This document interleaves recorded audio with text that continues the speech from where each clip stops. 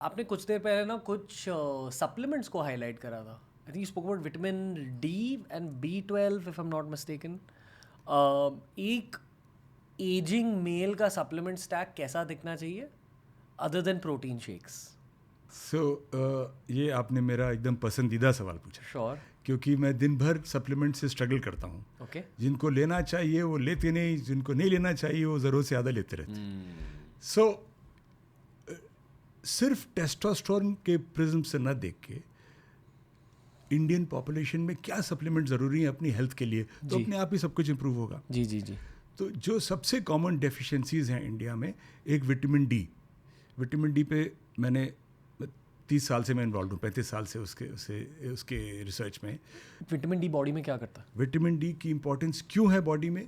क्योंकि vitamin D अगर नहीं होगा तो कैल्शियम हमारी हड्डियों तक नहीं पहुँचेगा. नंबर 2, विटामिन डी धूप से होता है, डाइट में नहीं होता.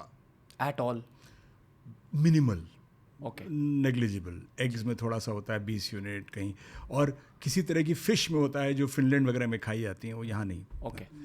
प्लस सबसे बड़ी बात इसके बाद ये है कि जहाँ जाते भी हैं लोग, वहाँ पोल्यूशन इतना ज़्यादा है. जी जी जी. तो पोल्यूशन की वजह से हमारी स्टडीज़ ने शो किया है कि वो स्कैटर हो जाता है, वो यूवी रेज पहुँचते ही नहीं स्किन तक. तो एनीवे, तो vitamin D deficiency is common, but कोई पैनिक सिचुएशन नहीं है.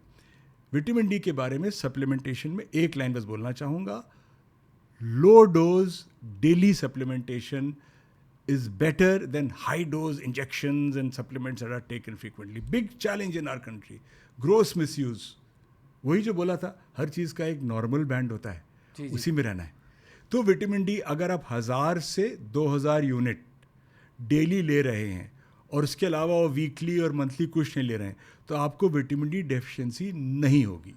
हर किसी को लेना चाहिए?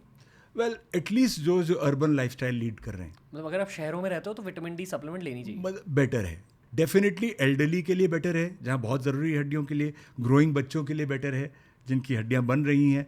यंग एडल्ट्स के लिए भी मैं तो बोलूँगा अच्छा ही है लेना, लेकिन डोज यही होनी चाहिए. Is there anything like excess of vitamin D? Yes, इसीलिए तो बता रहा हूँ. ये 1000 से 2000 जो आप लेते हो इंजेक्शन, वो 6 लाख यूनिट का होता है. 6 लाख? जी.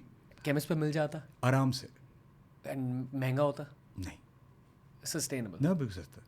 ओके. 2 रुपये 3 रुपये टाइप, मतलब not expensive, not expensive at all. Okay. तो and not much difference in the brands? अब ये मैं कॉन्फिडेंटली नहीं कह सकता, लेकिन जनरली ये तो बहुत मुश्किल चीज़ नहीं है, तो ब्रांड में कुछ खास मुश्किल नहीं होनी चाहिए. लेकिन ये समझना, ये I will use this opportunity to give this message. We should take vitamin D specially in the winter. क्योंकि विंटर में बिल्कुल ही यूवी रेज एकदम खत्म हो जाते हैं. दिल्ली का बता रहा हूँ, बिल्कुल ही खत्म हो जाते हैं. जी जी जी. And low dose and daily. Got it. कोई any time of the day और नहीं, उससे डजंट नहीं मैटर? पड़ता. क्योंकि जो धूप में बनता है विटामिन डी, वो दोपहर में 12-1 बजे बनता है. तो 12-1 बजे कौन धूप में जाता है? तो एक बात हो गई. दूसरा जो कॉमन डेफिशिएंसी वो B12 है. B12 के मोस्टली नॉन वेजिटेरियन सोर्सेज होते हैं. कुछ green vegetable, dark green vegetables भी होती हैं. अंडे भी थोड़ा होते हैं, Not much. Not too much. So the actual muscle of the animal. So yes, तो B12 का थोड़ा इशू है. क्या क्या करता है B12 बॉडी में? B12 नर्व्स के लिए इंपॉर्टेंट होता है सबसे ज़्यादा. नर्व्स या B12 डेफिशिएंसी से न्यूरोपैथी ये सब हो जाता है. नर्व्स मतलब अगर बहुत ही सीवियर डेफिशिएंसी हो जाए तो ब्रेन पे भी इफेक्ट कर सकता है, और ब्लड में इफेक्ट कर सकता है, बहुत चीज़ें कर सकता है. Okay. और एक टैबलेट आती है या इंजेक्शन? टैबलेट लेना चाहिए इसमें भी, अगर लेनी है तो. एक मल्टीविटामिन ले लीजिए जिसमें थोड़ा थोड़ा B12 में भी दिक्कत यही है, लोग बहुत हाई डोजेज ले रहे हैं जी. Too much, 1500 microgram. ये वो तो सिर्फ जिनको प्रॉब्लम है, क्लिनिकल प्रॉब्लम है. Otherwise low dose B12 is good. तो इफेक्टिवली जो कोई वेजिटेरियन है हर किसी को लेना चाहिए? चांसेस हैं कि आपका B12 कम होगा, बहुत हाई चांसेस हैं, बहुत हाई चांसेस है. तो अगर आप ले लेंगे एक मल्टीविटामिन के लेवल वाला B12 तो कोई नुकसान नहीं करेंगे आप, फ़ायदा ही होगा. तो एज एन एंडोक्राइनोलॉजिस्ट आप कहते हो कि हर दिन मल्टीविटामिन लेना चाहिए? If you really want to be sure, you check your levels. But in general जब आप पूछ रहे हैं कौन सी डेफिशिएंसीज कॉमन है, तो जिन पे आपको खास ध्यान देना, क्योंकि लोग बहुत सारे सप्लीमेंट ले रहे होते हैं जो पता नहीं किस चीज़ के लिए क्यों ले रहे होते हैं. तो डी पे ध्यान देना होता है, B12 पे ध्यान देना होता है, और इंडिया में आयरन लेवल्स का भी इशू रहता है अक्सर. तो ये 3 जो हैं सबसे common other than protein as you said, ये डेफिशिएंसीज हैं. जी. पता है डोमिनो इफेक्ट नाम की चीज़ होती है, वो जो वीडियोस आते हैं ना जहाँ एक प्लेट गिरा फिर सब गिरता गया. इफेक्टिवली आज ना हमने एक मेंस एजिंग गाइड बना दिया. आपसे ये पूछना चाहूँगा सर कि is there anything like testosterone boosting foods? ये भी एक रोज़ पूछा जाने वाला सवाल है. मतलब ऐसा लेवल बढ़ाने वाला तो मेरे नॉलेज में नहीं है.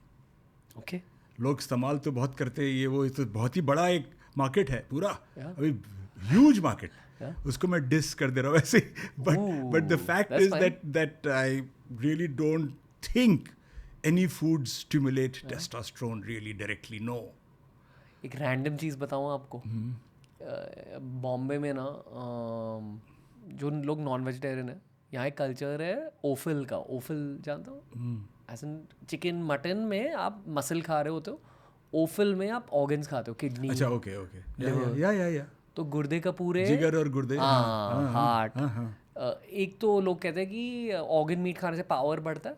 I don't know about that. It's probably actually linked to vitamin D and B12 more. मतलब आयन कितना जाएगा? आप लिवर लोगे तो बहुत बढ़िया आयन जाएगा. मेरे ख्याल से ऑर्गन मीट से वो सब B12 डी आयन वो सब. But I am not kidding about this. Mumbai में ना गोट के बॉल्स भी खाए जाते हैं. It's a very common thing. और ये एक अर्बन लेजेंड है कि अगर बकरी के गोट के गोट. could that be a testosterone boosting? So if you are having testosterone directly, see, this has been tried from Roman and Greek times. Eating testicles of animals to promote your vitality. ये बहुत पुरानी चीज़ है. जी जी.